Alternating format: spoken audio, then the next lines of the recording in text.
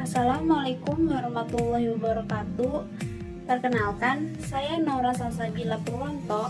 Pada kesempatan kali ini, saya akan membahas poin-poin penting seluruh materi yang sudah dipelajari pada mata kuliah Bahasa dan Sastra Indonesia. Materi yang pertama ada kata benda. Kata benda atau nomina merupakan kata yang menyatakan segala sesuatu yang dibendakan. Kata benda ini terbagi menjadi dua. Ada kata benda konkret yang memiliki bentuk fisik dan juga kata benda abstrak yang wujudnya tidak ada secara fisik namun bisa dirasakan. Kata benda memiliki tiga karakteristik, yaitu ada karakteristiknya bentuk, ada frasa, dan juga ada subgolongan. Kata benda memiliki beberapa macam, yaitu ada kata benda nama diri, ada kata benda umum, ada kata benda kolektif, dan juga kata benda material. Materi yang kedua ada identifikasi diri. Di tingkat MI atau SD kelas 1, minimal mereka sudah tahu, sudah bisa menyebutkan, dan juga sudah bisa menuliskan nama mereka sendiri dan berkenalan dengan teman-temannya. Contohnya mereka bisa berkenalan seperti, halo, nama saya Naura Salsabila, biasa dipanggil Naura. Selanjutnya, materi yang ketiga ada kalimat sapaan. Kata sapaan merujuk pada kata atau ungkapan yang dipakai untuk memanggil para pelaku dalam suatu peristiwa. Kalimat sapaan memiliki dua fungsi, yaitu ada fungsi konatif dan juga fungsi simpatis. Kalimat sapaan memiliki ciri-ciri. Yang pertama, penulisan awalnya huruf kapital. Yang kedua, sesuai dengan situasi dan kondisi percakapan. Yang ketiga, dipengaruhi dengan adat istiadat. Dan juga yang keempat, kalimat sapaan dipengaruhi oleh status. Materi selanjutnya tentang prolog, epilog, dan dialog. Prolog merupakan pembukaan atau peristiwa pendahuluan dalam sebuah drama atau sandiwara.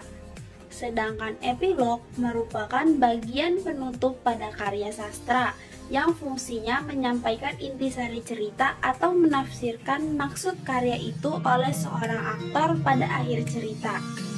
Dan dialog merupakan karya tulis yang disajikan dalam bentuk percakapan antara dua tokoh atau lebih. Selanjutnya, materi yang kelima yaitu tentang jenis-jenis membaca petunjuk. Petunjuk adalah sesuatu tanda untuk menunjukkan atau memberitahu pemakaian. Petunjuk ini berisi instruksi.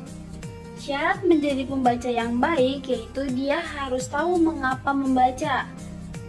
Yang kedua, harus memahami apa yang dibaca. Yang ketiga, harus menguasai kecepatan membaca. Dan yang keempat, harus mengenal media cetak. Adapun jenis-jenis membaca, yang pertama membaca cepat, ada membaca sekilas, ada membaca intensif, membaca ekstensif, membaca memindai, dan juga membaca nyaring.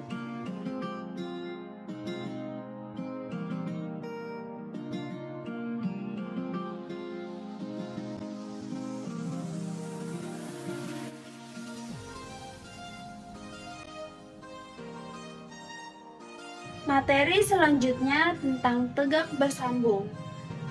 Tegak bersambung merupakan kegiatan merangkaikan huruf demi huruf dengan memerhatikan bentuk huruf tegak bersambung. Menulis huruf tegak bersambung ini merupakan salah satu aspek keterampilan dalam pembelajaran bahasa Indonesia yang harus dikuasai siswa sekolah sejak tingkat sekolah dasar. Dalam menulis tegak bersambung ini memiliki beberapa tahapan. Yang pertama harus dikenalkan, yang kedua diajarkan, dan yang ketiga dilatih untuk menulis tegak bersambung. Selanjutnya, materi ringkasan.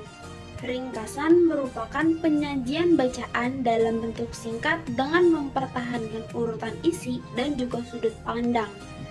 Tujuan dari ringkasan ini yaitu memahami dan mengetahui isi sebuah buku atau karangan. Dalam membuat ringkasan ada beberapa langkah. Yang pertama, membaca naskah asli, yang kedua, mencatat gagasan utama, dan yang ketiga, membuat reproduksi. Materi selanjutnya yaitu parafrase. Parafrase merupakan suatu kegiatan memperjelas atau mengalihkan suatu bentuk ke dalam bentuk yang lain tanpa mengubah pengertian asalnya. Tujuannya yaitu untuk menyederhanakan pemakaian kata atau kalimat.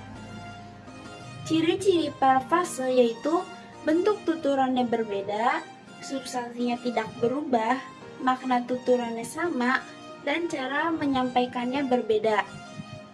Parafrase ada beberapa macam, yaitu ada parafrase terikat dan juga parafrase bebas.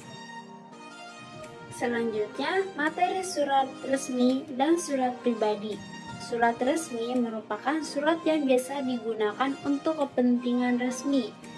Dalam surat resmi ada bagian-bagian suratnya, yaitu ada kepala surat, ada tanggal surat, nomor surat, ada lampiran, ada hal atau perihal, alamat surat, salam pembuka, isi surat, salam penutup, penanggung jawab surat, dan juga tembusan. Sedangkan surat pribadi adalah surat yang berasal dari seseorang kepada seseorang yang lain. Umumnya surat pribadi ini menggunakan bahasa yang tidak baku. Dan bagian-bagian dalam surat pribadi ini ada tanggal surat, ada alamat surat, ada salam pembuka, ada isi surat, ada salam penutup, nama, dan tanda tangan pengirim. Selanjutnya, materi formulir dan kwitansi. Formulir merupakan selembar kertas atau lebih yang menyediakan ruangan untuk memuat catatan informasi yang akan diteruskan pada individu, departemen, atau organisasi lain.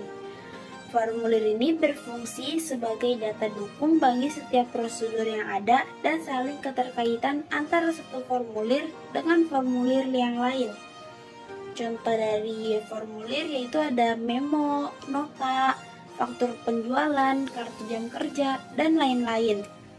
Sedangkan kwitansi merupakan suatu surat atau dokumen yang sering digunakan sebagai tanda bukti bahwa telah terjadinya transaksi penerimaan sejumlah uang dari pemberi uang kepada penerima uang.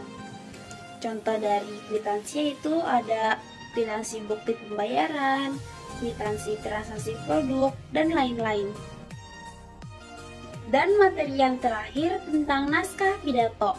Pidato adalah proses penyampaian suatu gagasan yang bertujuan untuk memberikan informasi atau merubah dan mempengaruhi pola pikir audiens.